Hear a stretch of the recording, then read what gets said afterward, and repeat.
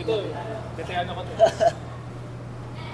Scott, parang yung game mo na maganda yung shooting-wise, scoring-wise, yung nagbago. Well, thank you Lord no, sa win. But yun nga, slowly coming back sa game. Siyempre, nangangapa pa kami as a team. But overall, not just me, no, I think I'm happy na... Hey gosh, hey gosh. Yun, sabi niya, sino nga?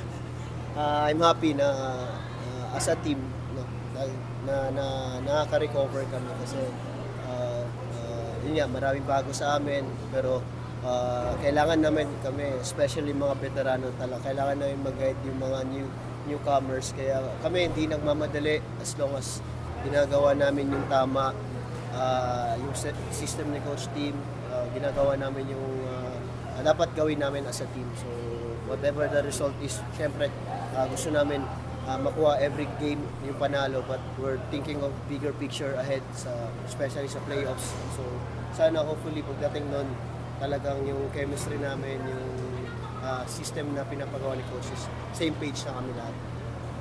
Ikaw yung, di ba, galing ka sa injury, kamusta ka naman?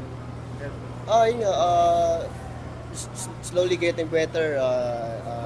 Hindi naman excuse yung injury ko dati na mabagal yung transition sa pag-start ng conference, but sa ano naman, sa sarili naman, workout ko, yung mga aspects sa games ko, yung pagiging healthy palagi. Yun lang, for now talagang sana maging healthy throughout the conference kasi yung games ngayon hindi biro, talaga 6 times a week yung, di ba, so mabilisan. So, very important sa amin yung recovery. Yun nga, nasabi mo na rin, dikit yung sakit. Ikaw, personally, paano mo in-handle it given yun nga may iniinta ka rin sa likod? For now, talagang naiba yung routine ko, no? Mas yung dating mas nakapag talagang pukpok sa extra, medyo ngayon nalaylo din sa yun, pag extra work, kailangan balance. And yun nga, yung sleep, very important. Kung dati, medyo after practice, okay lang, medyo hindi nakakatulog sa hapon. For now, crucial ngayon, talagang sa akin, no, sleep, very important ngayon. Makatulog sa hapon, gising, makapag konting workout, and then makatulog sa gabi ng maayos. Practice sa umaga.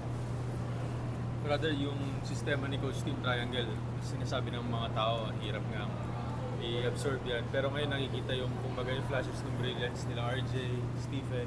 Sabi mo na ganyan.